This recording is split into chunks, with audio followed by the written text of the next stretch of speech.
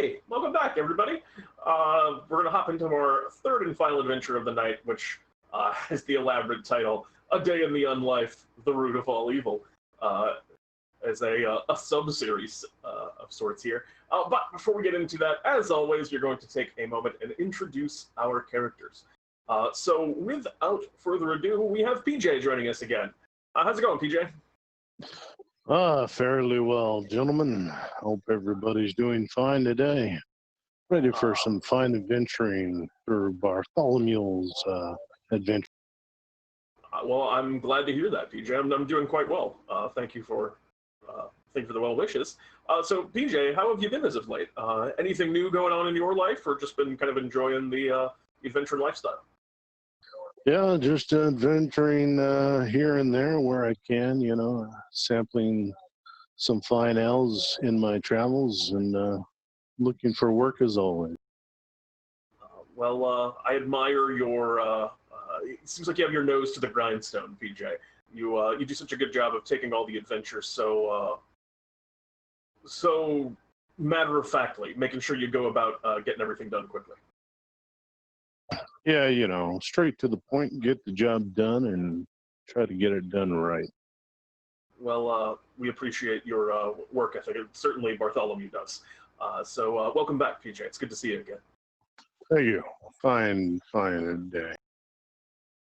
Next up, we have joining us a brand new character here in the Lands of DnDTime. We have, and correct me if I'm pronouncing it wrong, I believe it is Malai. Malai? Yes, whippersnapper. Adventure! Hello, Malai.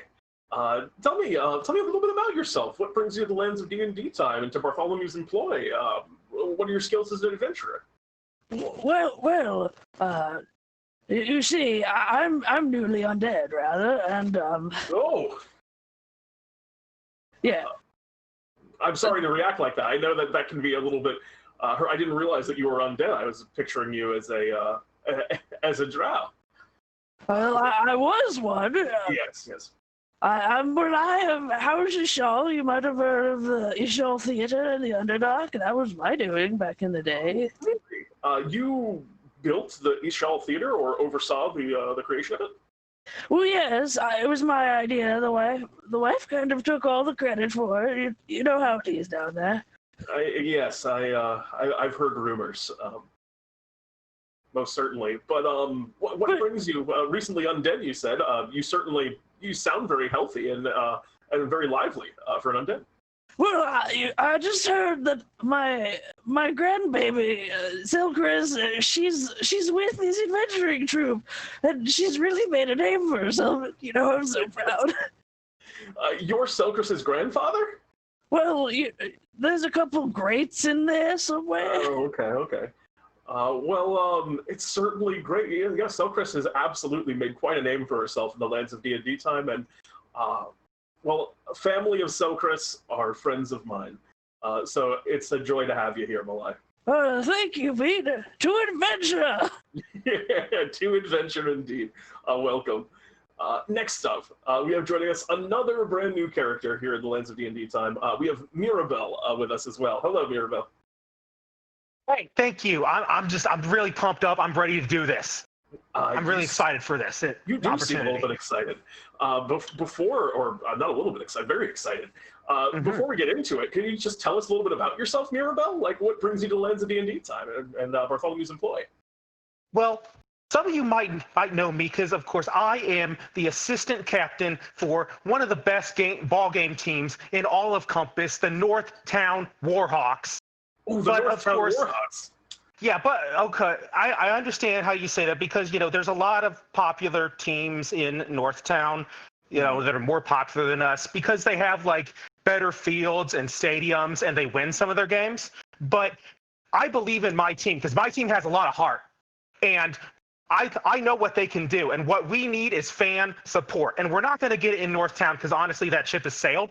So I figure Bartholomew, he sends people all over the world, right? I can show people all over the world what I can do and what we can do. And then everybody will be coming over to see us.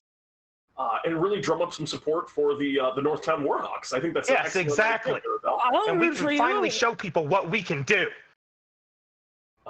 Well, I'm really excited, and I feel like Mirabelle, you have a lot of spirit. Your team has a lot of spirit, and I feel like that wins a lot more ball game contests than most people realize. So I suspect that you'll also have a lot of success on the courts as well. The fields. You think so, but like I said, our record is not great. You've got this. You just have to have the spirit of adventure in your team. But I believe in myself, and I believe in my team right here.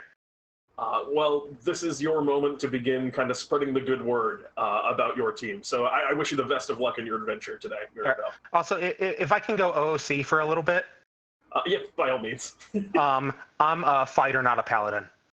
We'll make sure that that's adjusted post-haste. Whoopsie daisies! Sorry about that. But Mirabelle, in character, I welcome you back, or welcome you here for the first time. And I'm looking forward to seeing what you can do out there. Yeah. All right, thank you very much. Go ahead. Somehow, Malai has instantly attained a foam finger for the North. You're not sure where you're not even sure where you got it, but you do have one.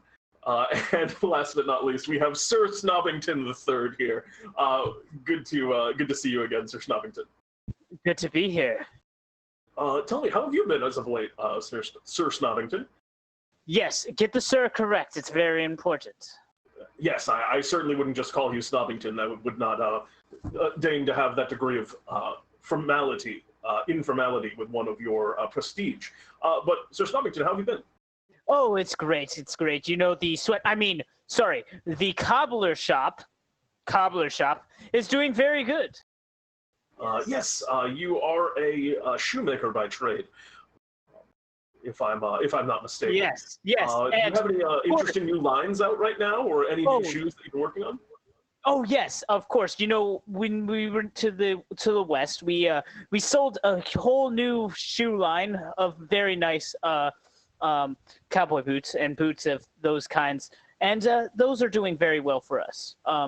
We call them the Blaze Ones. And these cowboy boots, I imagine, do you have more than one shop set up? Do you have any shops in the frontier? Because I know that would be yes. Yes, we just set up a shop in the frontiers. Welcome to open next week. It hasn't opened yet, but we're working on it. Yeah. Certainly seems like the time, considering you've just come out with these great new cowboy boots. But yes. Sir Snobbington, it's a pleasure to have you with us, and I welcome you back as well once more. Oh, thank you. Yes, he's a fine man of soul. Yes, and you are a fine worker, might I say. I would be interested in hiring all of you to work in my cobbler shop.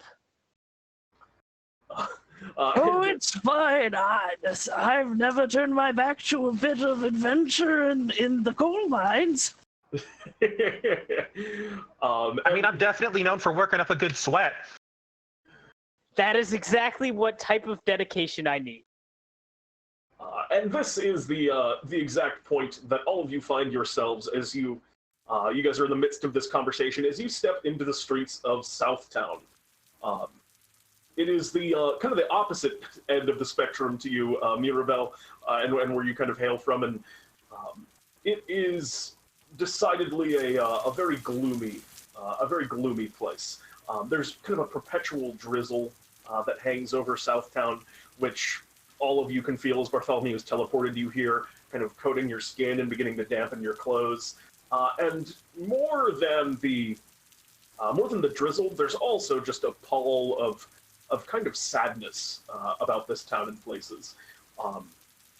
For one thing, it is roaming and full of undead. Malai, you immediately look around. The teleportation circle brings you pretty near to a graveyard, where you can see there's a number of fairly pleasant-looking sentient undead who are kind of like waving over to you, seeming to recognize you as kind of one of their own as they.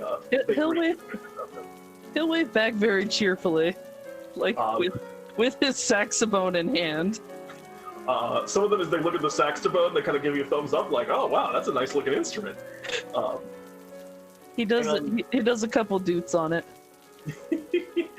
The sound rings out above the ring, bringing more cheer than has probably been in Southtown in a long while. Yeah, Mirabelle, the away games here are certainly unpleasant. A lot of the times, like, you'll be just trying to kick the ball on the team, and then you'll realize that it's one of the enemy players' heads, which is still kind of talking, but it fell off. You are all coming to the space, and you were told to meet up with an individual that I don't think any of you have interacted with before in character, maybe on other characters, but you were told to meet up with an individual by the name of Philip Q. Janglebones, because there's been some pretty serious trouble around the Southtown marketplace as of late. And as you pop up into this teleportation circle, Bartholomew gave you a brief description. He told you that he was a skeleton that was probably going to be dressed in some type of strange outfit, and is usually maybe quite like you, Malai, a bit more cheerful than some of his surroundings are. But you see, not shortly after you arrive, what appears to be the skeleton that was referred to. He's wearing kind of big overalls, kind of jean overalls, and a kind of a long straw hat. He's carrying with him currently what looks like a basket of like fruits and vegetables. And as you all teleport onto the scene, he kind of waves over at you. "Ah, hello there! Come on over! Welcome to Southtown!" Howdy there, fellow adventurer! And Mal sticks out his hand for a nice handshake. He meets your handshake and goes, "I wouldn't call myself necessarily an adventurer, but I am, of course, your contact, Philip Q. Janglebones. I'm a professional gardener, as it were." And he goes to kind of shake your hands and looks over the rest of you. It's an adventure of plants! We don't get many folks from, is that the Northtown Warhawks? Yes, of course. We don't get many, Northtown folks don't come to Southtown that often, but I think we played against you, what was it, a couple months ago? Yeah, I definitely agree that. It was a good game, let's just put it that way. Everybody tried their hardest. We certainly did. Some of the games around here, our players in Southtown don't have a lot of get up and go, if you know what I mean. But no matter, it's good to see you and that you're here working. I don't believe I've seen either of you before either. What are your names? As he looks first to you, Sir Snobbington. Sir Snobbington III, professional cobbler and artist extraordinary. Yes. I do some cobbling in my own free time as well, as it were. I happen to have, and you see him just kind of like reach into just somewhere behind him, like he reaches into his like rib cage underneath the overalls that he's carrying, and he just pulls out what look like a set of cobbler's tools that he's just carrying on him currently. He goes, "I use these all the time. Make a fine pair of shoes every once in a while." But your shoes are not as great as mine. Watch what I can do. And I walk around, and on my boots, it just which are really nice, beautiful rain boots, and it starts singing in the rain. Oh, those are some fancy shoes. They certainly are, better than mine. And looks back over to you, PJ. And your name, sir? I am PJ. Is easier for you to speak than the whole word, so we'll just go with that. I hope my divine light isn't impairing your day. No, it's not a problem at all. I've developed something of a tolerance. You see, I work around here, dealing with a lot of the undead that sort of crop up around Southtown. You know, from time to time, seeing what I can do to help out. So I've gotten used to individuals of holy light coming around to help me, but I do appreciate your concern. Fine to meet you. What did tell us your work? You may need help. Yes, enough of all of these pleasantries. We will need to get to the marketplace right away. You see that there's something of a, the marketplace is in something of an upheaval at the moment. You'll know what I mean more or less when we arrive. And he begins kind of stepping off fairly lively about the town and kind of going through streets. As you walk past, people in the houses are all kind of like, shutting windows and kind of moving away and watching you kind of aerolate for kind of beacons of light in a dreary area. But he eventually leads you to an alley, and you can see on either side of it, this whole street is lined with stalls and open kind of floor plan stores and various places that sell more basic goods. There's not like a lot of like smiths and stuff here, but there's several grocers, general stores, things of that nature. And he's going, as you can see, normally this is one of the more thriving as anything in Southtown is, places of business, but it is currently abandoned. Well, that's also probably obvious why. Go ahead and make me perception checks, all of you. Adventures in perception. I am terrible at perception sometimes. All right. Perceptive boy. And part of being an athlete is knowing how to spot things. Everyone but Mal, in this case, you can see all throughout the street, and even now you notice like some of like the detritus and stuff, but you can see all through the street, it looks like there was some type of like food fight here, for lack of a better description. There are like kind of resting on like a pole nearby. You can see what looks like a broken cabbage that's just kind of shattered about. There are tomatoes crashed into walls. You can see bags of grain that have been just like upended and are all kind of scattered throughout the marketplace. All sorts of like a lot of it seems to be produce, fruits and vegetables that have been spread about and just kind of destroyed in the space. Mal is on top of one of the poles, not even noticing, and is turned in the completely wrong direction. I'm afraid I don't see anything. You're on one of the kind of like street lamps. You've like climbed up it, and you're just looking the opposite way. As you are all kind of taking this in, he goes, now, I would advise you to look a little bit closer at some of these vegetables. And you, Mirabelle, who got a 21, also notice, you can see what looks like that cabbage I was describing before. It actually seems to be moving a bit.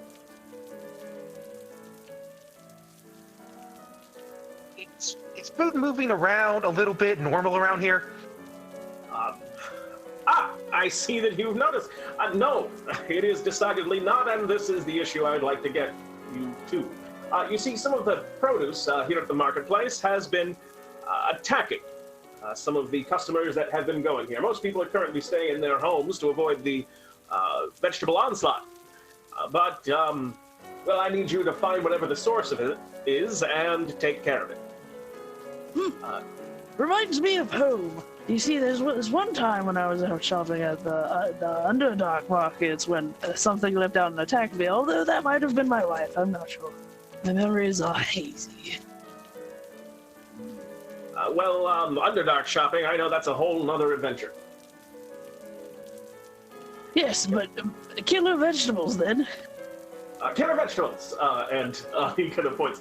I'll leave all of you to it. If you could go ahead and take a look around, and I'll see if I can get down to the source of all of this. But try and deal with some of these killer vegetables. Do you have any idea what caused it? I'm going to be looking into that now. I'll be doing some testing on some of the soil around here, and maybe just asking a few questions. Mal's gonna poke the cabbage with the end of his rapier. I can tell you that it's that market stand right over there that seems to be some of the worst of it. And kind of points down the way. There's what looks like a pretty regular looking grocer, but the Boxes are all bare, and there's quite a lot of like vegetable detritus over here. Investigation and venture! Lead the way, chums! And he goes, all right, I'm going to go about my business. We'll form back up, see if you can find any leads. Business adventure! He kind of turns and steps away. As you should. As you say, business adventure. But what do you all do? I will get closer, and then sanctuary myself. All right. You kind of cast a sanctuary on yourself, which is a great idea in this particular instance. As you begin walking up near one of these down vegetable stands, and it is an absolute mess. Like I said, tomatoes and kind of like detritus and things like that all over the place. But as you get closer, you can start to hear kind of like a is kind of the sound that you hear, and you can see kind of like bounding a little bit on the ground what appear to be a kind of a vine, a cluster of tomatoes that are still in the box.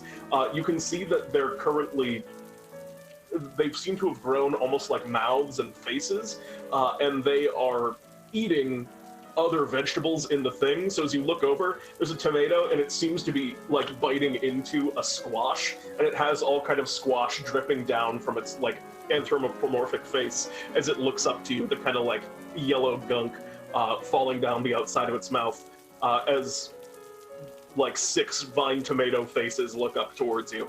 And they're gonna make a wisdom saving throw.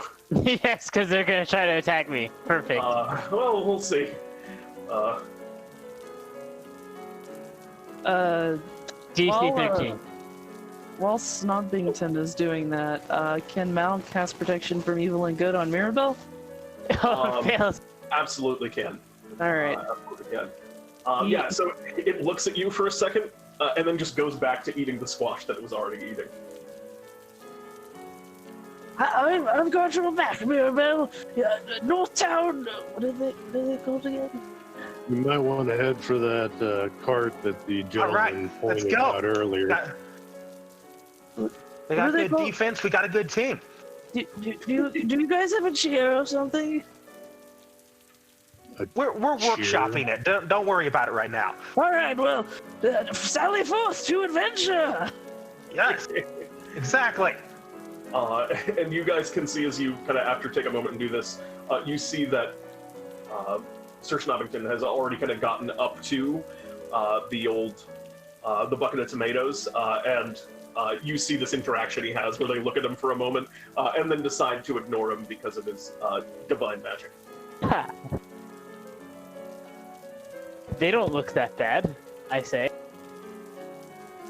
They're just taking in their daily required veggies. Indeed. Mal's gonna poke one with the butt of his rapier. I'd like you to roll for initiative. Before this happens, could I have casted guidance? Because I was waiting, but whatever. At this point, they go over, kind of poke the bottom of the tomato. As you poke it with the rapier, it pierces through that one tomato that you poke it, or you just try to hit it with like the flat.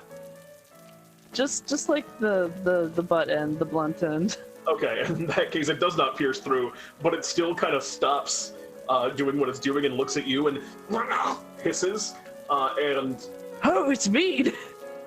It begins to kind of jump out of there, kind of bouncing cartoonishly on the ground.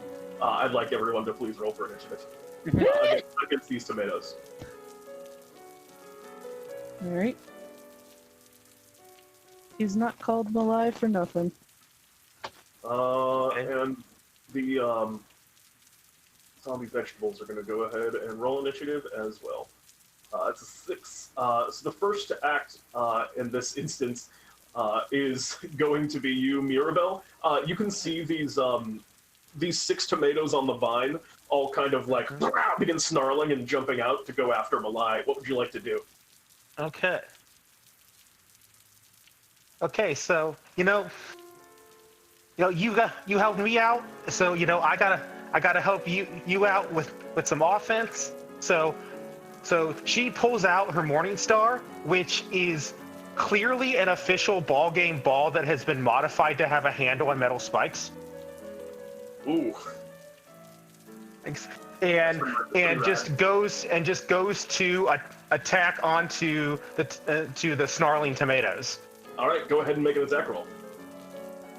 Oh no! Your morning ball kind of slams into the ground. It spikes, and unfortunately, it kind of catches one of the spikes. Basically, push it too high above the tomatoes because they are regular-sized tomatoes that are kind of jumping at you right now, and it's unable to make contact. Anything else on your turn, Mirabelle? I'm not gonna do anything else, but I want to just say, like, OC a second, that just to remind everyone that I have protection fighting style. Oh, okay. So that'll be great. Yeah. So I just want to say that to know that, like if you're next to me, let me know about it so I can use this. I guess Mal is. So. Okay. Yeah, you're all kind of bundled up right now. We're So all I imagine like you can kind of reach. Okay. But yeah, that's going to bring us next in initiative to Sir Snobbington. What would you like to do? Of course. So I have tomatoes trying to attack me at the. I'm trying to attack Malai, but. Okay. Well, was it a cabbage or a tomato that tried to bite? It was tomatoes right now. Yeah. Okay. So I see that my friends might need help. So I'm going to cast Shield of Faith myself and walk over to my team. All right. So yeah, you're kind of all up in that area. As we move, I'm sorry, you still have an action. Yes, I still have an action. My action is going to be guidance on the next in initiative. So that's going to be you cast the guidance spell on Malai. As we move on to, actually, just keep in mind that that's actually a concentration spell, so you can't have guidance and. Oh, not guidance. Never mind. I'm not going to guidance. I'm going to just then just stand there. Not going to do anything. Just going to hold. Malai, what would you like to do? First I'm going to adventure this up with some Drow magic. I have some of that still left in my old bones. And he's gonna cast Fairy Fire on the tomatoes. The tomatoes are going to make a dexterity saving throw? Yep. DC 12. They're going to succeed.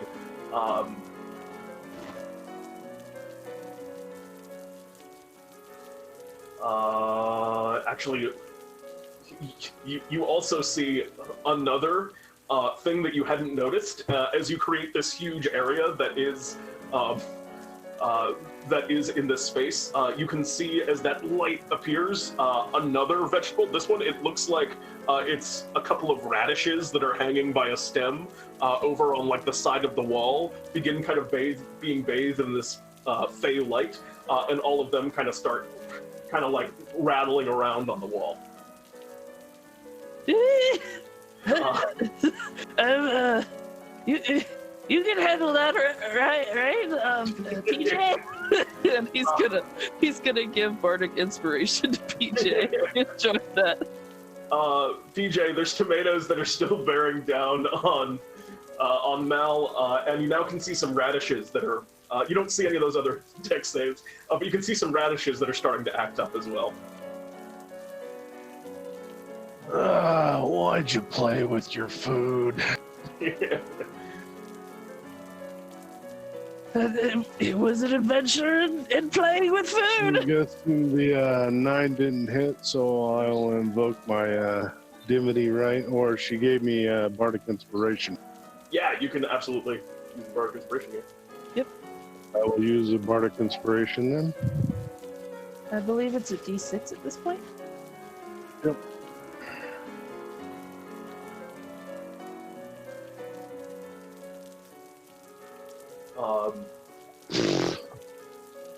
10 is just gonna barely not get you there, unfortunately. As these tomatoes are kind of like ducking and dancing around a bit, and you bring the warhammer onto the pavement, and the tomatoes kind of aren't smashed, unfortunately, as you're just trying to mash them up there. Anything else on your turn?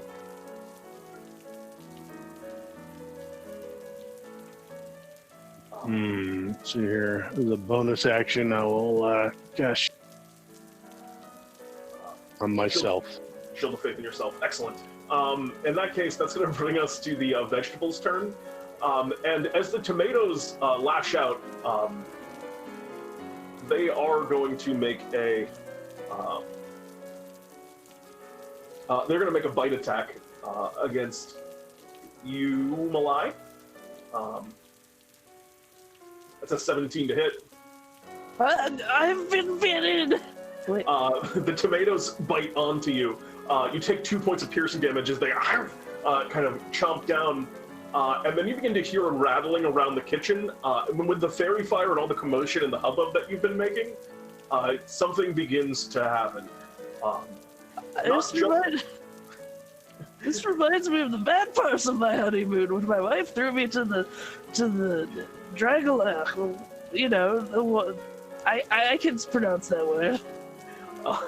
And as Malai is saying this, from behind you and one of the adjacent stalls, and then from like deeper into the storefront that you guys are kind of in front of right now, more and more of these kind of zombified vegetables start to appear as kind of popping out of different kind of spaces. You can see like there's a pot that's over on like a little stovetop where there's like part of like the person lives here, this is their kitchen, and out of it you can just see a bunch of potatoes begin popping out. From across the way, you can see that there's what looks like whole stalks of corn that are kind of like milling over with just kind of like skittering along on their roots, very tall, and those are going to kind of move in behind you as it looks like there's a huge pile of these zombified vegetables that were waiting for more people to eat. And one other thing, and maybe most noticeably that you notice it, is you also start to hear more traditional zombie sounds. As we're going to go ahead and roll initiative for these guys too. Well, they're actually next. As you start to hear what look like zombies begin kind of like climbing out of buildings and stuff, but they have all of these like gnarled roots and vines all over them in different places. And that's going to be a bunch of zombie attacks. So 2 of them are going to jump out and go over to you, Snobbington. Okay. And they're going to make wisdom saving throws to see if they're allowed to attack you. Yeah. One's allowed to attack me, the other one is not. And that one is going to try and bite at you. Oh, it's a critical bite! Oh, jeez! Oh, my goodness! I take 6 points of damage despite everything. Okay. Yeah.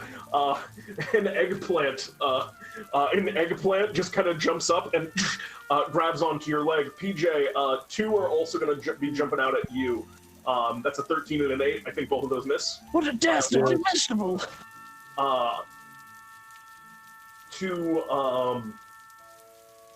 To you, Mirabelle, there's 1 that's attacking you. There's 6 of these guys here. That's a 17 to hit. That is Does it count that as is a undead? miss.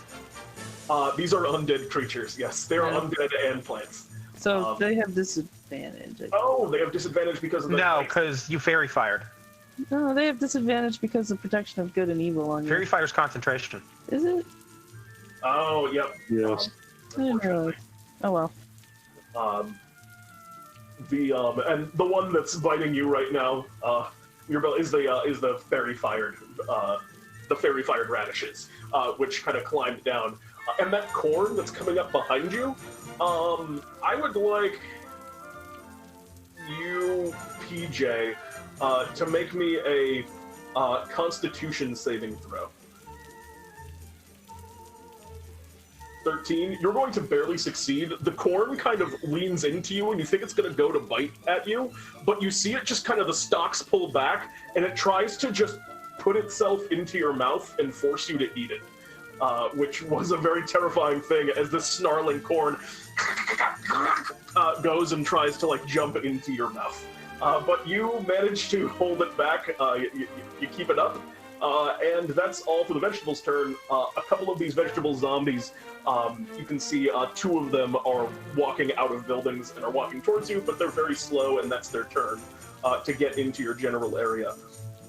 As we move next in initiative 2, that's going to be the top, which was Mirabelle. Mirabelle, what would you like to do? There's a lot more threats than there were 2 seconds ago. There are a lot more threats, but so the tomatoes are still just right in front of me. Correct? What's in front of me right now? In front of you currently, there's radishes, and actually, you could get at the tomatoes that are going after Malai if you wanted to, and I think you could also get at the corn or either of the vegetables that are going after PJ. Okay. Well, I still have a grudge against those tomatoes from the crit fail the last time, so I gotta recover that. Yeah. Yes, an adventure in grudge matching. And that one's an 18. Go ahead and roll damage on that. That's definitely going to hit these dumb tomatoes. That's like... to roll damage, you click on the word. Yeah, there you go. Yeah. Okay, that's 4 damage. 4 points of piercing damage. What a coincidence. Yes. That's the number of hit points that tomatoes have. As you bring your Morning Ball down on them, I was really surprised you didn't kill them last round, and the tomatoes squish all over the Morning Ball that you're wielding, and it now looks like it's coated in very thick, viscous blood as the red of the tomato stains it. Anything else on your turn? Okay, is there anyone next to me that would prevent me from like moving closer to the corn? I don't think so. You are in range of the corn as it stands. Oh, if I'm still in range of it, then I'll just stay where I am. Yeah, if you wanted to skirt around the corn, you'd have to provoke an opportunity attack from some radishes, but... if I'm still in range of this stuff, then I'll just stay where I am. Alright. In that case, that's going to bring us to Snob. Sir Snobbington, what would you like to do? Drop some caltrops. You're going to throw some caltrops down. You spread the caltrops upon the ground. Where do you want to put them?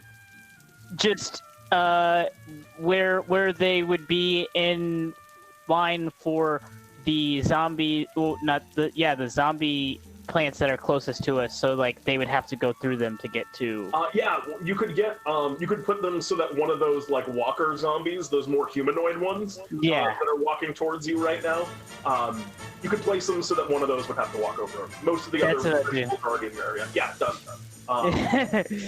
Anything else on your turn? That's an action. Yeah. Casually walk away like a boss. You will provoke opportunity attacks, but they have to make saves to see if they hit. Yes, they will. I think they both actually succeed. Yes, they do. All right. Now let's see if they hit. No, neither of those hit though, so that's great. Right now, because of Shield of Faith, it's 21. Oh my god. Do you have a fancy armor on? What's your armor? My armor is I have a shield, and I have the what is it? Yes, this. Yes. That's a threat for sure. Anything else on your turn? Oh, no, you walk away. Yeah, I just walk away. I'm going away from the zombie stuff because I don't want to die. That's reasonable. That's going to, in that case, bring us next in initiative to Mal. What'd you like to do? There's all sorts of plans. Oh, yes, I noticed. It's an adventure in weed eating. But first, one of my teammates. That's right. Teammates was injured. Which one was that again? Me. You'll be okay. He's gonna cast Healing Word at you. Oh, thanks. You regain 4 hit points and find yourself revitalized. Is there anything else on your turn left? Yeah. He's gonna stab at the nearest vegetable to him. That's an adventure-y thing to do. Go ahead and make an attack roll. Okay. He has a rapier, but I did not put it on his sheet because I'm dumb.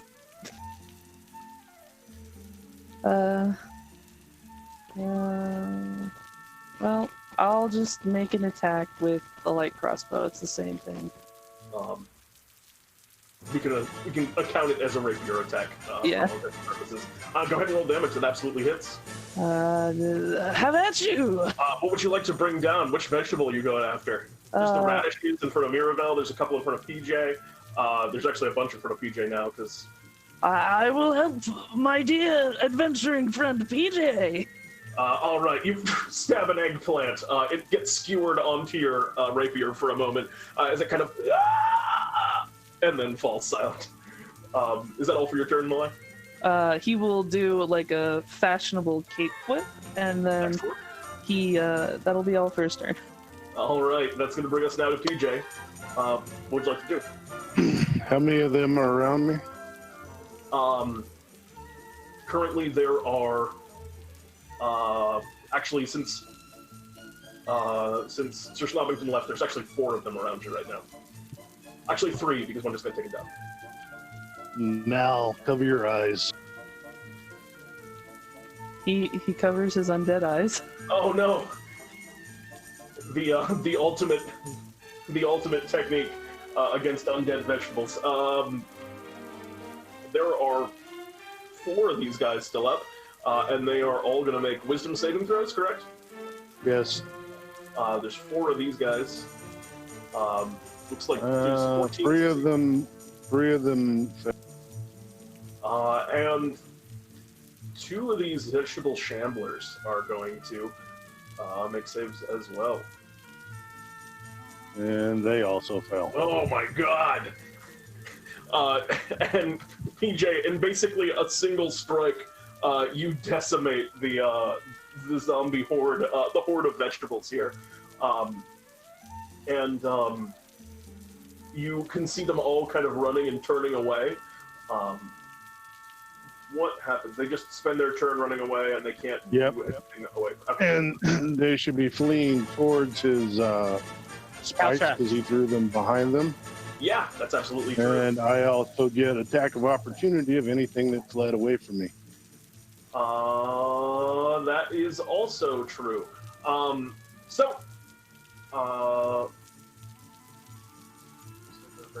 Moving. If they take damage, it stops. Yeah, so in that case, go ahead and roll the D4 for those caltrops.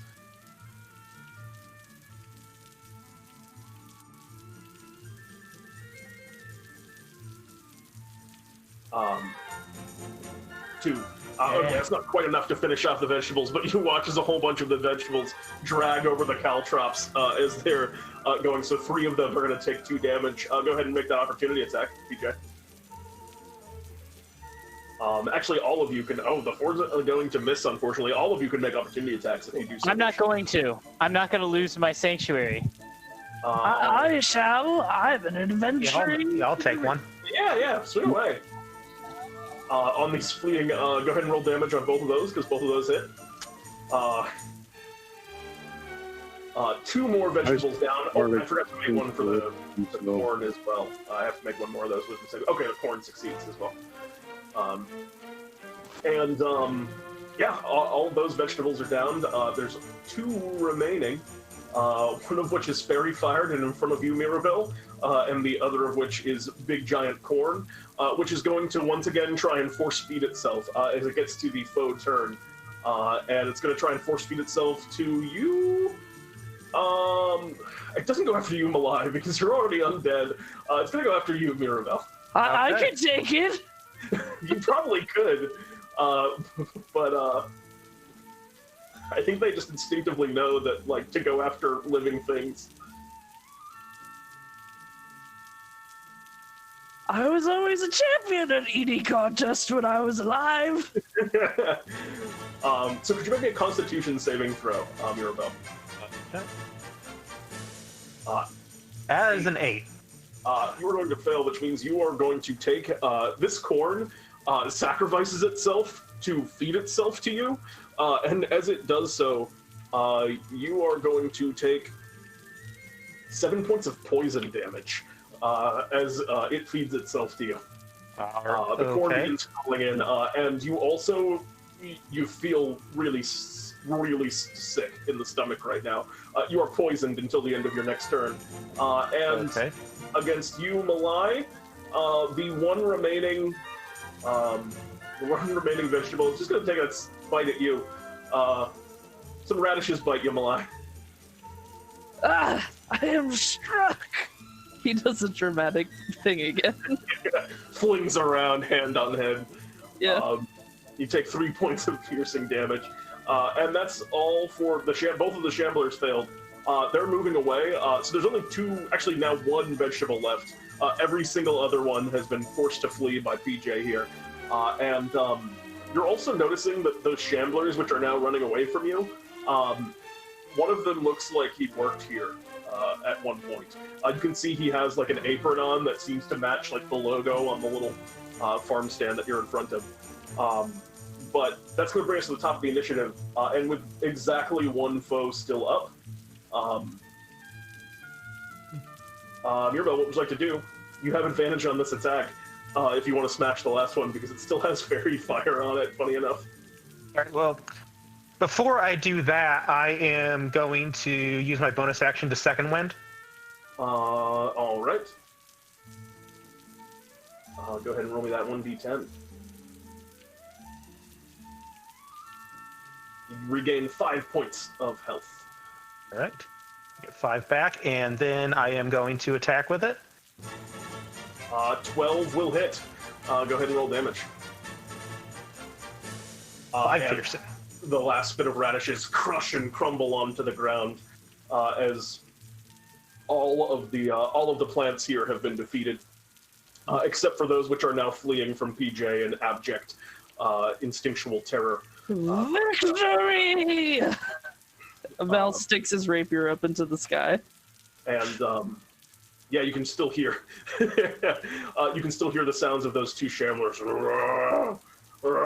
as they're running away, terrified of PJ. Mirabelle's stomach disagrees with this being a complete victory. Yeah, that's a fair point. And you guys are once again at least more alone than you were a second ago on the streets of Southtown. You're here at the kind of this was the farm stand where it looked like the outbreak kind of began and was the most prominent. So what would all of you like to do? Cast guidance on the most perceptive. That's. Out the cart and see what we can find. I will cast guidance on the most perceptive person. So. Who would you like to put guidance on? Whoever seems the most perceptive. I don't know. Mal is very perceptively on top of a pole, looking in the wrong direction. Well, not Mal then. Whoever. Probably PJ. Yeah, PJ. I think PJ is kind of beginning to look around here. Mal, you begin walking down the street looking for a completely different establishment, it sounds like, when you were already here. PJ, you begin kind of investigating the cart, and for starters, actually, well, go ahead and make me just an investigation check as you're looking around.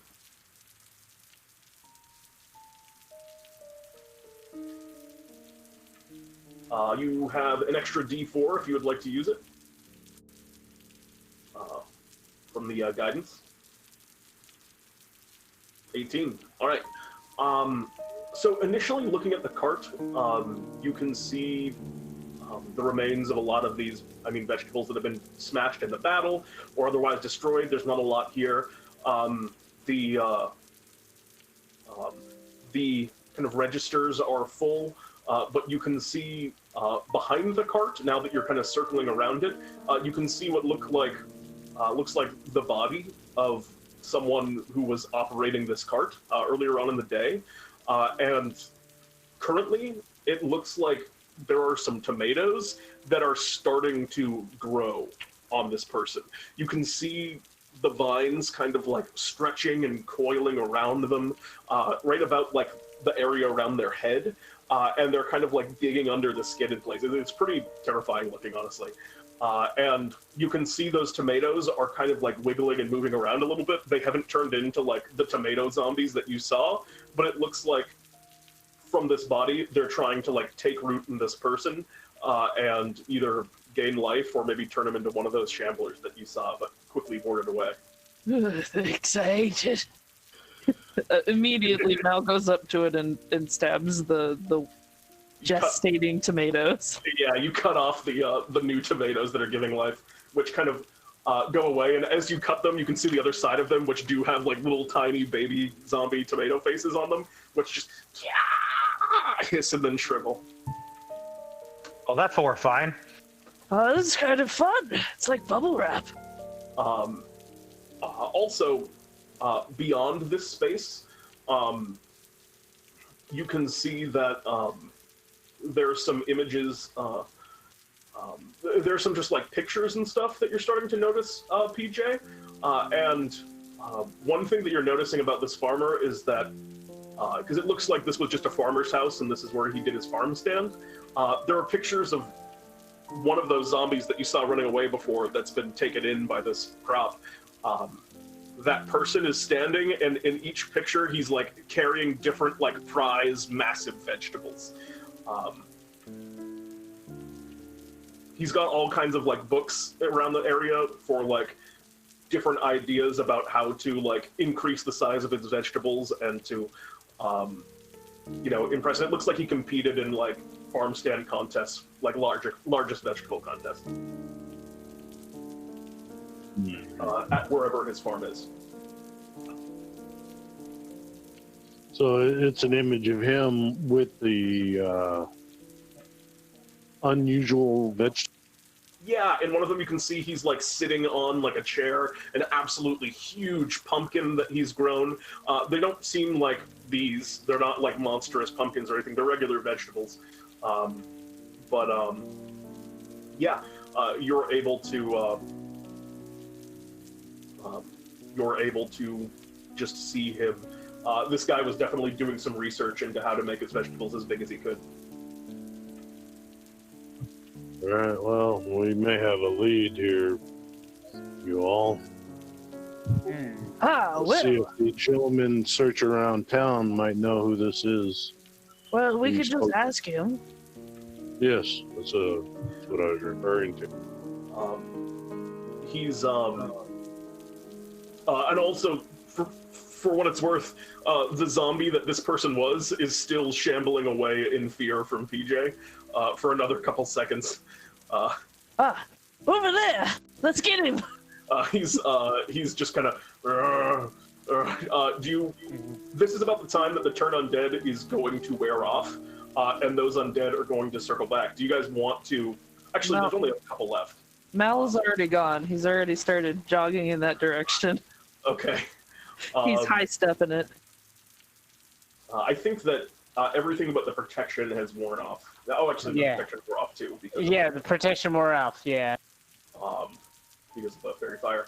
All right. Yeah. So, Mal, you begin chasing this guy down. What do you say? Are you like trying to talk to him? No. He's trying to. He's gonna shoot a crossbow at him. Go ahead and make me an attack roll. Sure thing. This is the one that looks like the farmer.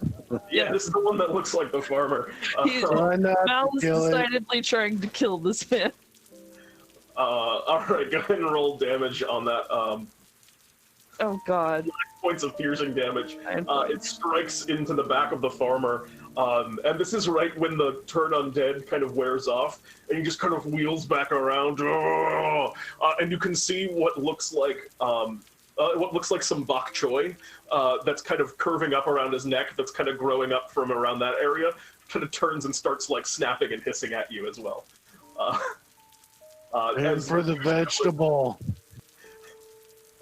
As the farmer shambler turns around and is now walking back towards you. He's moving very slowly. He has a speed of about 10 feet. Okay. Well. Cool. Drop some more caltrops along the way. We only want to hurt the thing that's attached to him, not the person. Oh, I see. I was just going to kill him and then speak to him when he was dead, but that's a much better idea. Yeah, this thing's coming back. I think that it's slow enough that when you're not surrounded by other vegetables, you guys collectively can like handle bringing this one farmer zombie down. So tell me just like what you guys do. Well, Mal is gonna cast Ray of Enfeeblement from his Instrument of Bards to make him weak. I'm gonna pop up the text for you real quick. There you go. All right. I'll tackle him. I'll try to rip that vegetable off his neck. Go ahead and make me that spell attack. I shall do that thing. Do I have a spell attack that I can easily use? I'm sweating. I don't have a spell attack. They're all saves. But it's the same as my attack. It'll be on your spell page. We'll just say what your bonus is. Yeah, there, 18. That's my spell attack. Okay, same thing. Yeah. Yeah, it's the same. You strike, and yeah, PJ, with the Raven Enfeeblement, I'm not going to make you roll for this. There's no way you don't bring this zombie down. You run over and just kind of tackle the farmer zombie. Just, and the bok choy is kind of snapping up at you that's growing off of him. Someone cut it off! Someone cut it off! And as you tackle him, the bok choy is going to attempt to make an attack at you, which it fails. What do you want to do, PJ? Let's get this off. I'm holding him, so somebody cut it off. Yeah, who would like to try and do that? Mal has a dagger if you want him.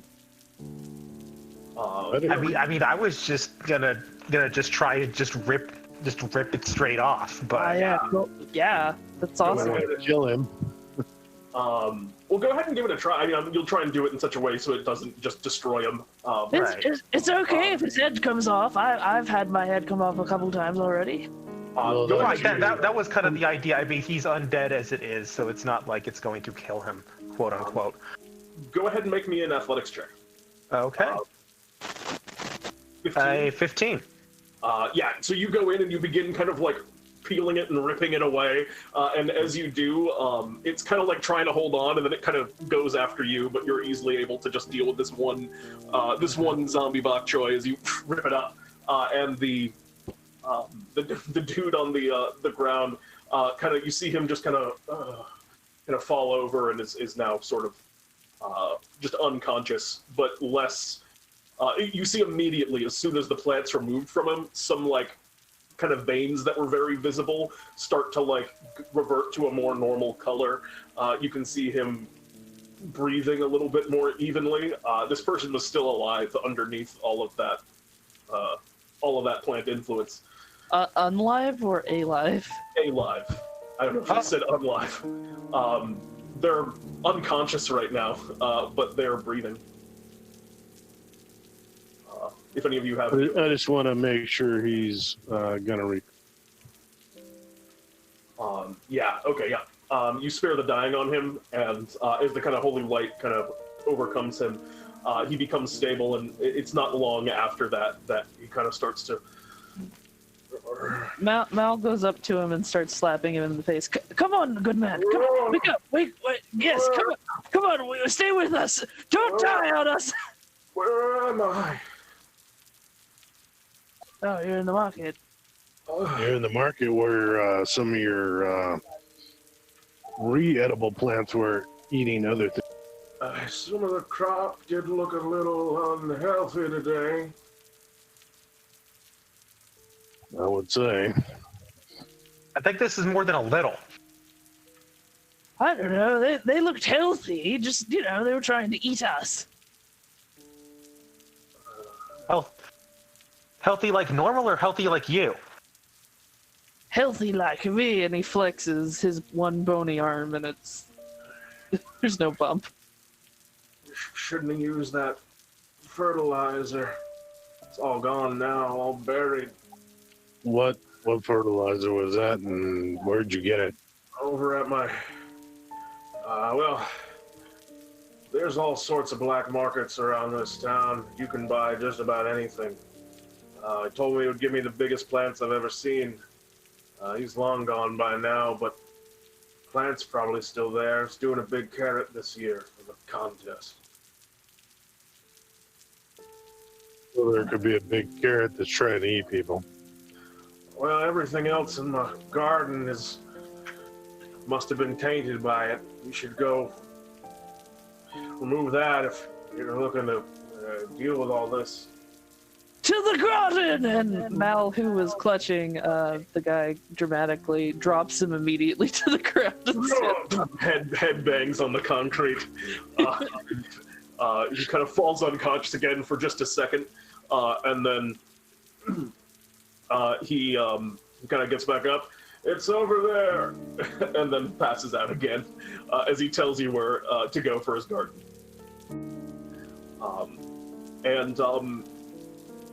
Malai, you who are in the process of just bolting across town to this place, you are able to, given some time and his instruction of it's over there, eventually locate the area. You can see there's like a little bit of a farmhouse. It's over on the outskirts of Southtown.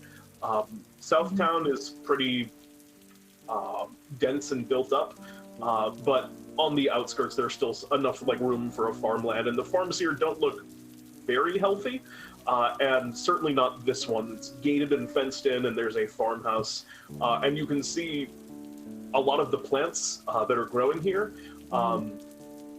They're just kind of bare, as it looks like they've maybe just left and started going about the town and just doing stuff. But those that are still there are very young, and they have the same look as that plant that was growing on the shopkeeper that we saw before. And at the center of the garden, you can see a very, very large, a very, very large kind of stem sticking up from the ground. Mal will wave everyone over very enthusiastically. Over there! Carrots, ho! Wait a second. What about those plants, those other plants? Don't we need to take care of those? Yes. Well, I could just poke them. It's like bubble wrap. It's really fun. Well, see, they pop. As you poke a bunch of this. Why do you keep playing with the food? Well, it's fun. Look, I mean, look, listen. Just more of that. That is a good idea, but I can kill two plants with one stone, or splash, and I'm acid splashing everything. And after you kind of, so you poke a couple of those plants, and you start to feel something of a shifting underground. You feel the ground kind of rumble a little bit as you're starting to poke some of these plants here. Yeah, and I'm splashing them with acid. So you're just going to start acid splashing everything. Yes, just splashing everything with acid. Okay. Malai, for one brief moment of his life, has a bit of intuition and steps back out of the field. I would like. And I'm 60 feet away, so I'm trying to stay my distance as I am acid splashing these zombies that tried to bite my head off before. I would like. Snobbington, it seems to me that maybe not isn't a good idea. Why? And as you're stepping back, I'd like you to roll for initiative, please. Okay. As you are pouring acid on a living thing, essentially. I'm sorry, a sentient thing. Oh, we didn't know that they were sentient. Well, now you do.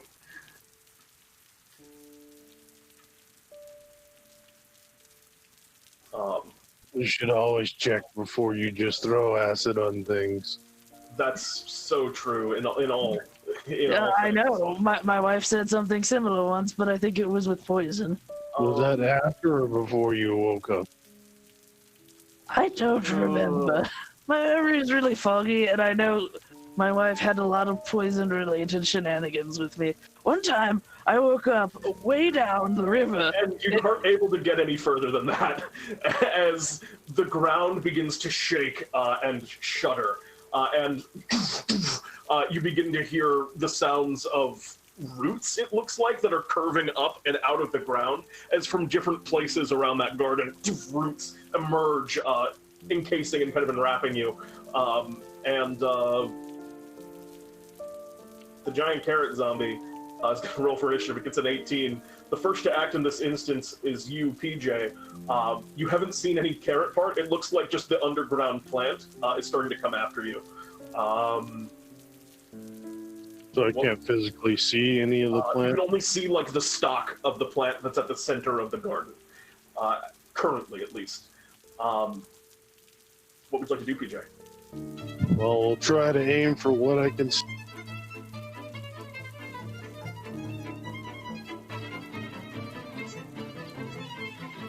And Sacred Flame it.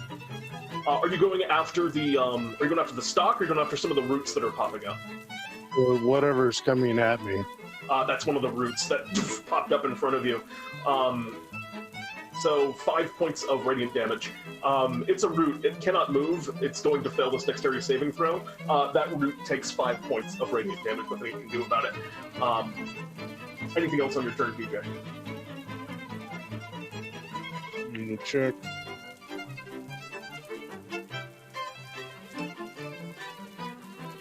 Yes, I will cast Shield of Faith on myself. All right, you re-up your Shield of Faith, and that's going to bring us to the giant carrot zombie, which is going to attempt to constrict you, PJ.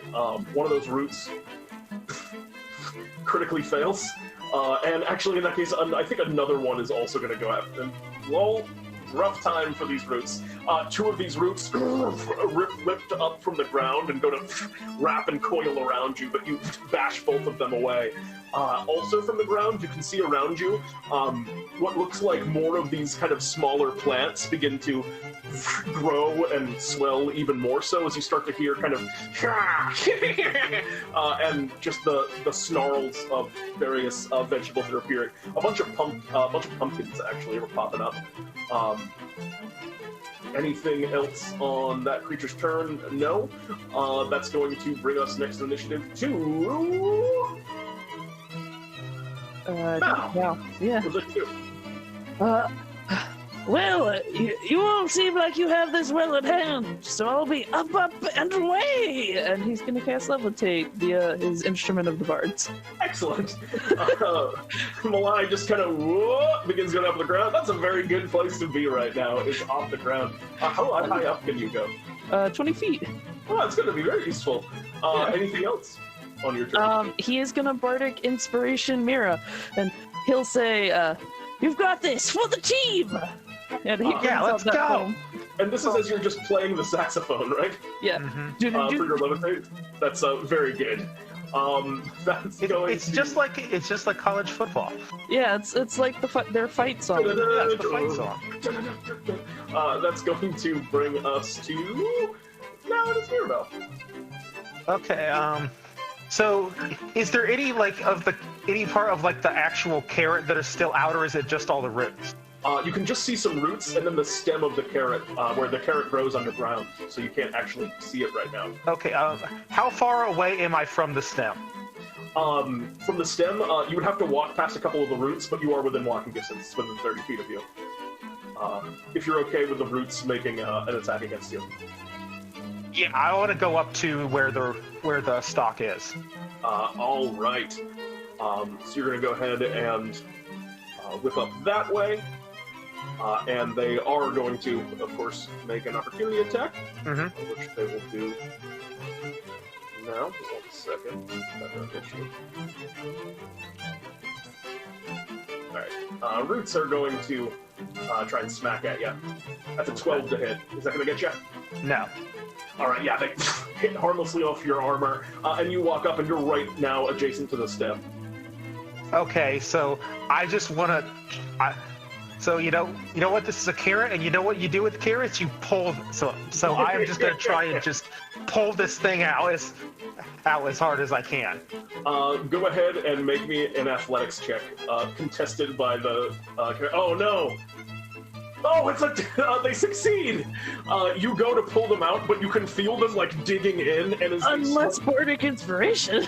Oh, do you have Bardic Inspiration? Oh, you did have Bardic Inspiration. Does that work on a check like that? Yes, it does. Would you like to use it? Are you sure? Yes, I would. Oh, okay. Go ahead and roll that d6 for me. It doesn't matter what you roll. That means that you beat it. So you instead succeed. Where I was going to say, it manages to dig its roots in. It does not manage to dig its roots in. And you begin pulling out this carrot. And as you do, first you can see like the two divots where its eyes are. And then its big giant orange mouth, which as you get up there just as you kind of pull it up above ground. And you are now face to face with the giant carrot. Put it back! Put it back! Yeah, it's definitely a lot to handle. It's about as big as you, a Minotaur.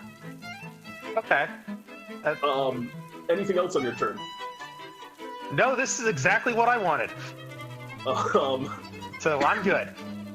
All right, that's going to bring us to Snobbington. What would you like to do? I have a thing that I can do. I see our friend is floating away, right? Yep. Okay, I take my rope of climbing and I send it to attach to them and climb up it. Oh my god.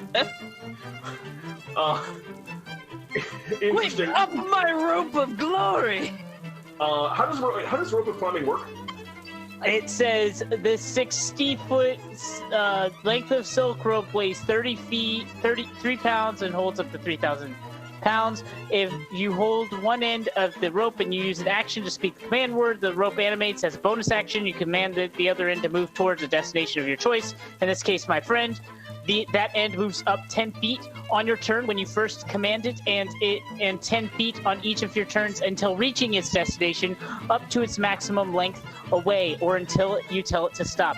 You can also tell the rope to fasten itself securely to an object, or to unfasten itself, to knot or unknot itself, or to coil itself for carrying. Okay, so it only goes up 10 feet this round? At the moment, yes. Okay, so you're 10 feet off the ground still. Yes. And you're over near Malai, who's kind of hovering above it here. So you'll be out of their range on the next round as we move next to PJ. Alrighty. Seeing the carrot exposed from my buddy over there. About how far away is it? The carrot, you're engaged with a couple of the roots right now, which tried to constrict you last time, but the carrot is only about 20 feet away from you, so you'd provoke 2 opportunity attacks, but you could get right over to it. The main body. Oh, that's okay.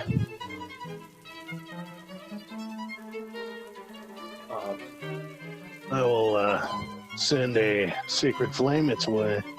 It can move now because it's up out of the ground, but it still fails, and it takes 3 points of radiant damage. The carrot roars. Anything else on your turn? Smack it well, my Minotaur friend. Excellent. In that case, that's going to bring us to the carrot, which is going to make... it's going to make 1 root attack. One of the roots is going to provoke an opportunity attack as it drags along the ground away from you, PJ. You want to make an attack against it? Oh, yes. The hammer says so. 13 will hit. Roll damage. Dude, Root's still hanging on, unfortunately. It took some Sacred Flame before, but it whips over, and it is going to make 1 strike against you. As you're kind of going up on this rope, kind of going to freedom, this thing's going to try and drag you back down to its level. That's a 21. A 21, it finally hits me! Something hits me! Yay! It coils around you, and you feel yourself being pulled in 2 directions as your rope of climbing is bringing you up and this root is binding you to the ground. I'm badly hurting right now. This is not looking good for me. Yeah, that's a tough one. The other one is going to try and attack you, PJ, still. That's going to miss by a mile. And then the carrot itself, which is... facing off against you, Mirabelle, is going to try and bite down on you. The big carrot now goes to bite into you, but to no avail.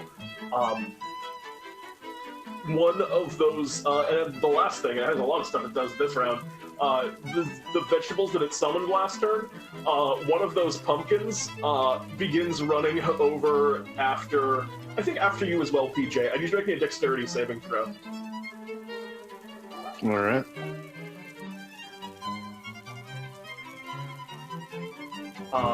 Alright, so in classic DnDTime fashion,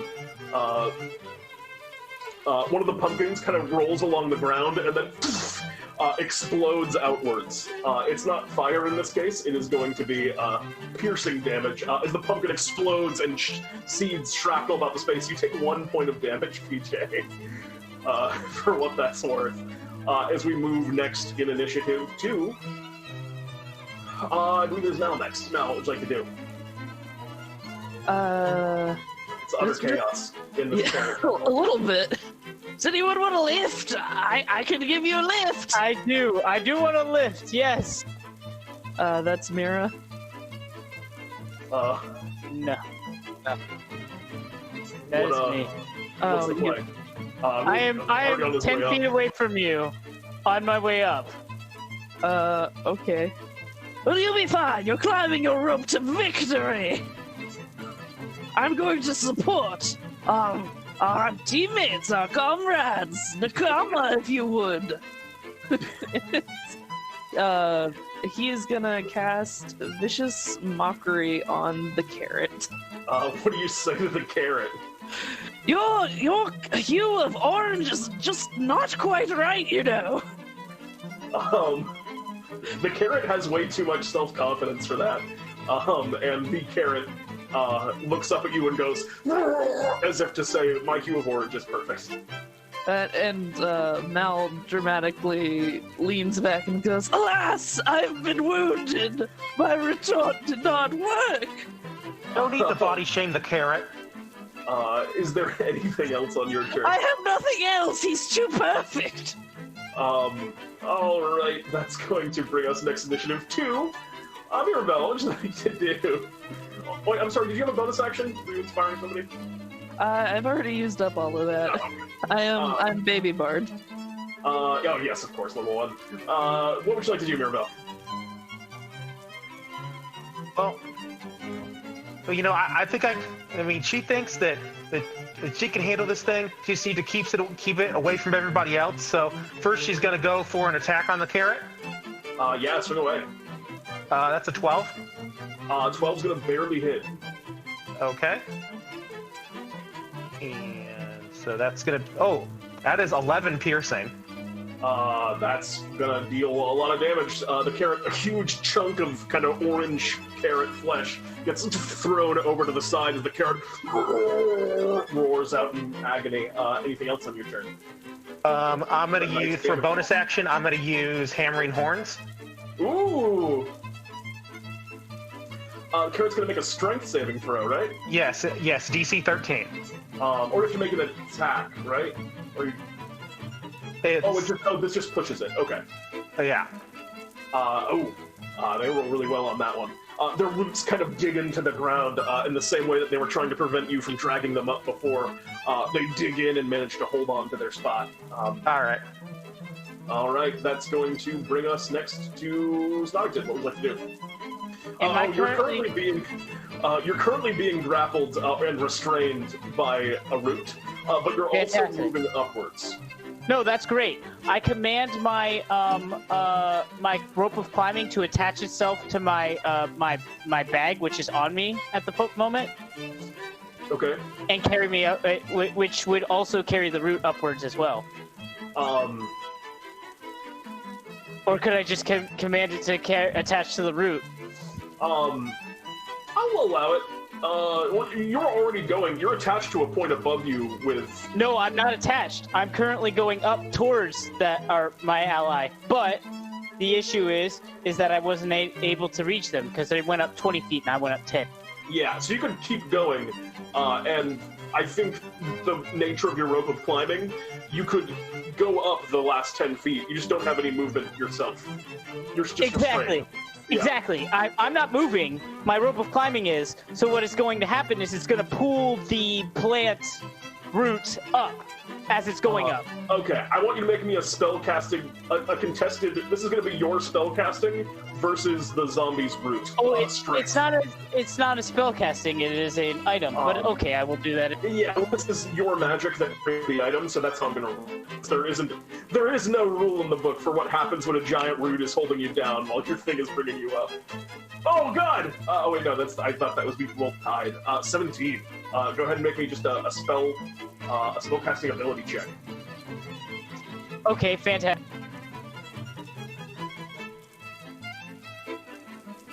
No! You're going to pull. You're like kind of holding on your rope to try and bring you upwards, but the giant root just has a firm grasp, and the magic's not enough to pull you against that strength. And you're still kind of held down. The root doesn't get pulled out. But that's just at the start. I don't know. It's like a bonus action whenever to do that. So you still have your turn. Oh yeah, I do. I do still have my turn. So I am going to just try to break out of this, I guess. I don't. Yeah, you can try and break out. You can also attack the root, although you're restrained, so you're at disadvantage on stuff like that. Ooh, I could. The root looks like it's taking some damage. It's worn in a couple places. What's it gonna be? Couldn't. Let's go with. Wait, could I acid splash it? Yeah. Okay. Acid splash. The roots automatically fail dexterity saving throws, so it takes 4 points of acid damage, and is burned up and destroyed as it had 10 hit points, and it had already taken a couple hits. So the root just kind of withers and lets go and drops, and you are continuing to move forward. Yeah, anything else on your turn? I will climb up the rope to the tallest point, the highest point. So just... Sure. In that case, that's going to bring us next in initiative to... PJ. What'd you like to do, PJ? All these pumpkins and roots, they're undead, right? Everything here is undead, yes. I didn't like that little pumpkin coming at me, so time to flee, you little... And I will turn them away.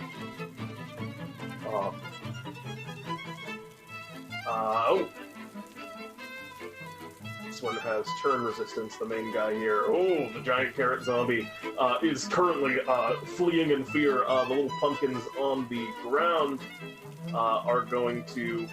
Also, there's 2 of them still here.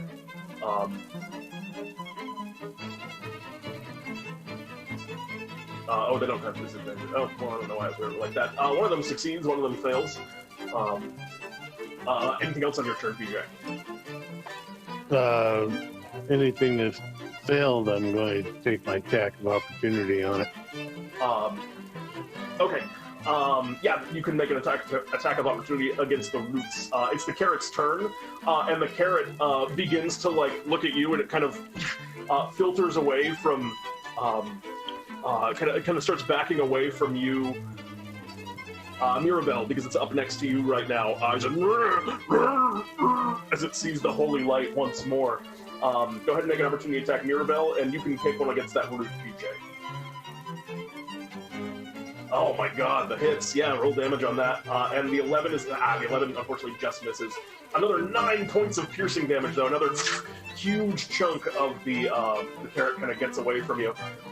It says it has to move to outside of 30 feet away from you.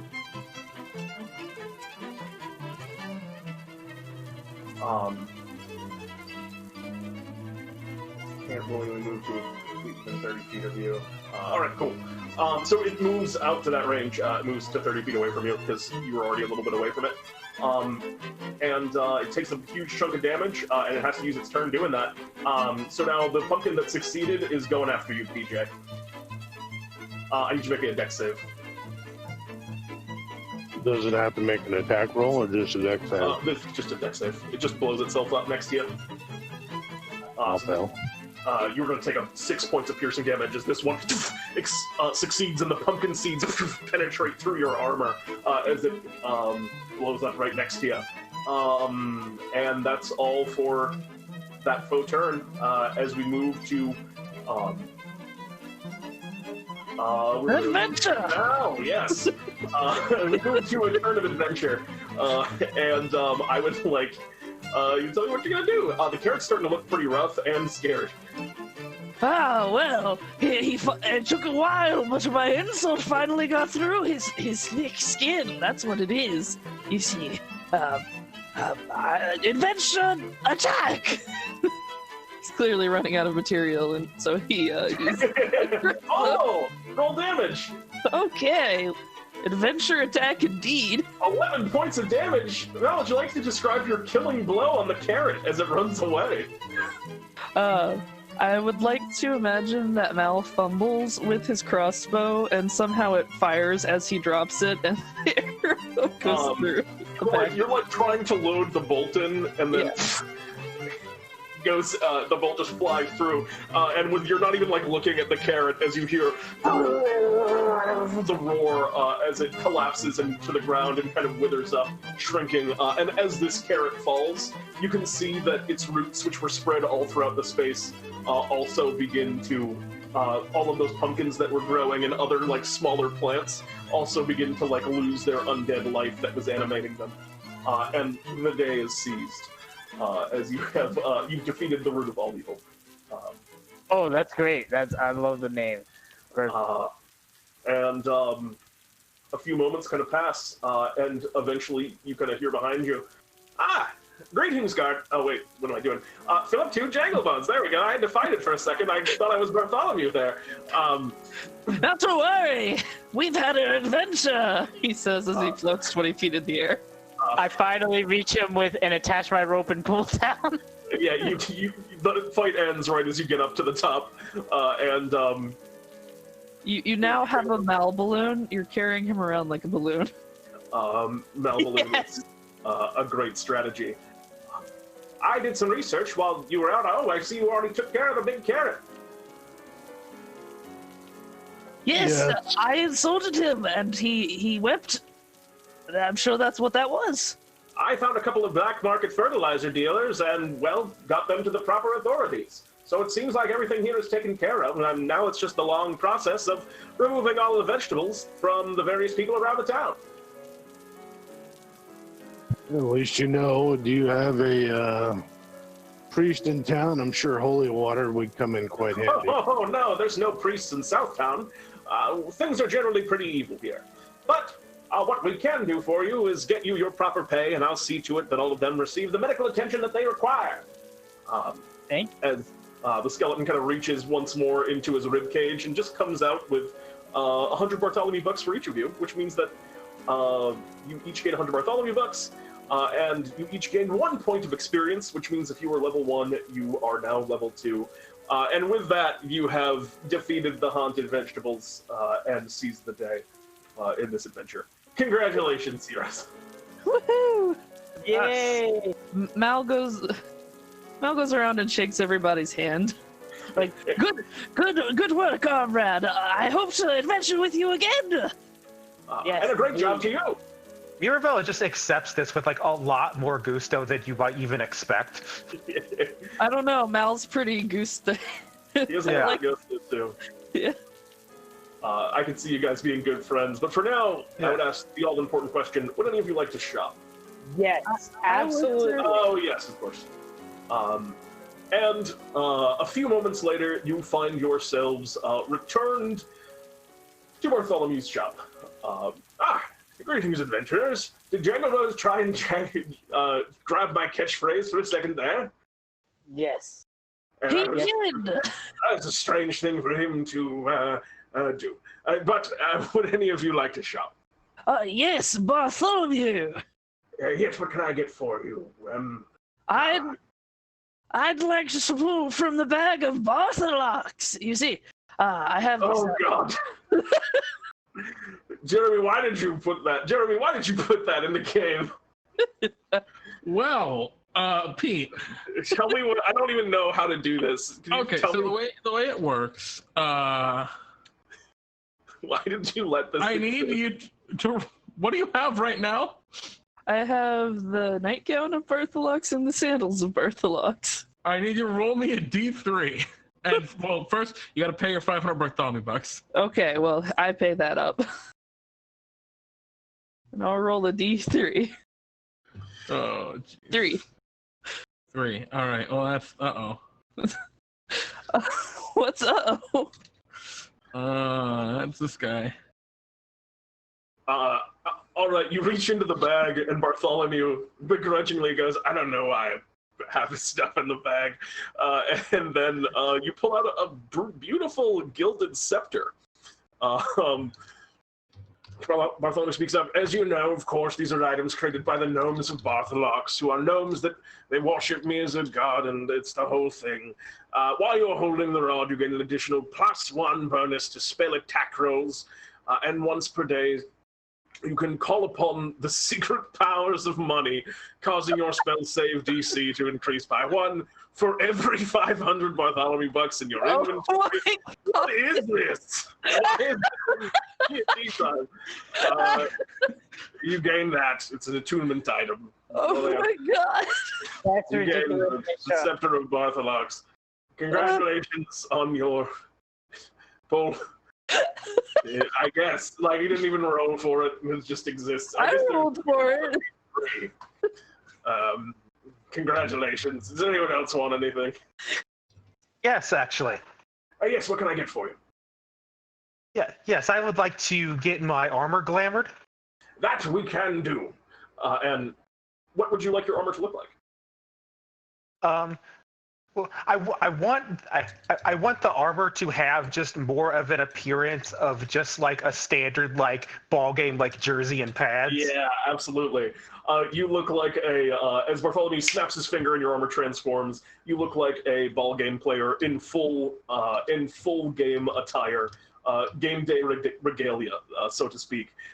Which, if you want to have more details about what that looks like, you can message Jeremy where you can fill out your glamored item. Okay. But he glamours your armor. It is now magical. Anyone else have anything they would like to buy? Yes, but I don't really have the time. Hold on. But I do think that there's somebody outside that might. And I leave, and then Sonny comes in. Oh, hey! Hello, Sonny. Is there something that I can get for you? Oh, yeah. I want a Bartholomew choice. Yeah, that one. All right. Wait. Bartholomew's choice. Wait, hold on 1 second. Here, I give you a coupon. Coupon. Yeah, I have the coupon. A coupon? Yes, a coupon? Roger. Yeah, Where did he get a coupon? Better check the date on that. What's the expiration date? I'm pretty sure. Hold on. You see Bartholomew getting out a pen to try and write in an expiration date on your coupon. All right. Well, I guess there's a coupon on there. What does the coupon say? Well, actually, the coupon does have some very particular specific use cases before you can use it. I have 5,000. Oh, yep, you have enough money. Holy shit. Yeah, I do. I All promise. right. I told you. All so right. now you just got to roll. Now you just roll, right? That's the thing, right? It's a D50. A D50. Yep. All right, go ahead and roll me a D50, and I wish you the best of luck. Pete is the roll.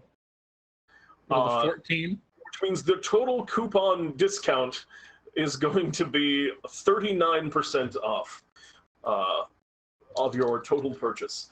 So you'll gain 39% off. Are you already doing that math, Jeremy? Yeah. Okay. Which means your Bartholomew's choice only costs you $3,050. Oh, yay! That's cool. You gain a Bartholomew's choice for $3,050, and very good. With that, congratulations. Hot damn. Well, we don't have to talk about it. There's a whole big process that goes into this, but I believe I will have some work to do. And Bartholomew throws his goggles on as he walks into the back room, in which the secondary workshop back room that's rarely there in the shop, only there when he needs it, where he begins to work on your Bartholomew's choice. And then he pokes his head back out. Wait, did anyone else want to buy anything? No, I'm good. All right. I've got my scepter of adventure. And with that, it's going to wrap up, I think, our night. Jeremy, shall we to the outro screen? But Pete, we shall up the other screen. V-Bunny, we will be in touch with you about designing that Bartholomew's choice. Of course, of course. But Pete, for now, Let us away! or